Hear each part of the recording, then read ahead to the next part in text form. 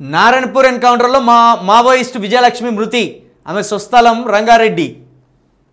రంగారెడ్డి జిల్లా కేశవపేట మండలం. చిన్న పాపే ఉన్నట్టున్నది విజయలక్ష్మి గారు.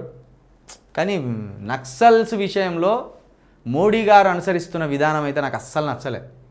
ఆఖరికి జవాన్లు అంటే దేశాన్ని రక్షించేటోళ్ళు, మానవత్వం ఉన్నోళ్ళు, ప్రజలను కాపాడడానికి నిత్యం సరిహద్దుల్లో శత్రు దేశాలతోటి పోరాడడానికి ప్రాణాలను లెక్క చేయకుండా నిలబడ్డోళ్ళు, వాళ్ళను ఆఖరికి ఉన్మాదుల్లాగా తయారు చేసిండు మోడీ గారు.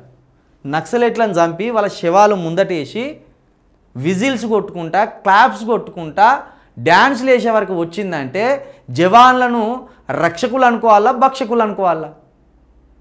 ఒక జవాను మన దేశ భద్రత కోసం తుపాకీ పట్టుకొని కావాలి కత్తాను. నక్సలైట్స్ ఎందుకు పోయిన్లు? అడవుల్లోకి ఎందుకు పోయిన్లు నక్సలైట్స్? ఈ రాజ్యంలో ఉన్న కుల అసమానత కావచ్చు, ఆర్థిక అసమానత కావచ్చు, ఇంకా వేరే అసమానతలు కావచ్చు, అవి భరించలేక తుపాకీ పడితేనే అవతలుడు భయపడతాడని ఆ తుపాకీ పట్టుకొని పోయి ఆ అడవి నుండి ఈ సమాజంలో ఉన్న ప్రక్షాళనను, చెడును ప్రక్షాళన చేయాలని ఆలోచించిండు. అది వాళ్ళ వల్ల కాలే, అది వేరే విషయం.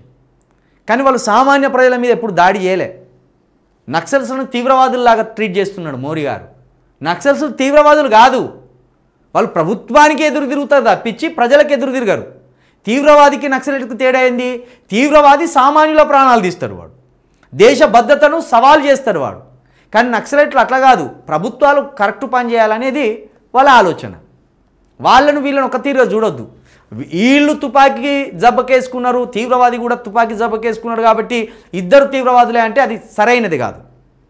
మీరు నక్సలైట్లకు కొన్ని సిద్ధాంతాలు ఉంటాయి, కొన్ని ఆలోచనలు ఉంటాయి. అవి సమాజాన్ని బాగుపరిచే ఆలోచనలు, సమాజంలో ఉన్న ప్రజలను చంపే ఆలోచనలు కాదు. అవి సమాజంలో ఉన్న ప్రజలను భయభ్రాంతులకు గురి చేసే ఆలోచనలు కాదు. సమాజంలో ఉన్న ప్రజలను ఇంకా అద్భుతంగా చూసుకోండి. కులం అనేది, మతం అనేది, ఆర్థిక అసమానత అనేది, భూమి దోపిడీ అనేది ఇవి ఉండొద్దు, ఇవి ఒక్కరి దగ్గర ఉండొద్దు అని పోరాడుతున్న వాళ్ళు. కాబట్టి ఈ మోడీ గారు జవాన్లతోటి తీవ్రవాదులను ట్రీట్ చేసినట్టు ఈ నక్సల్ట్లను ట్రీట్ చేయడం అనేది నాకు చాలా బాధ కలిగించింది. ఆ శవాల ముందట జవాన్లు డ్యాన్స్ చేసినాక నాకు ఆర్మీ మీద రెస్పెక్ట్ పోయింది నాకు.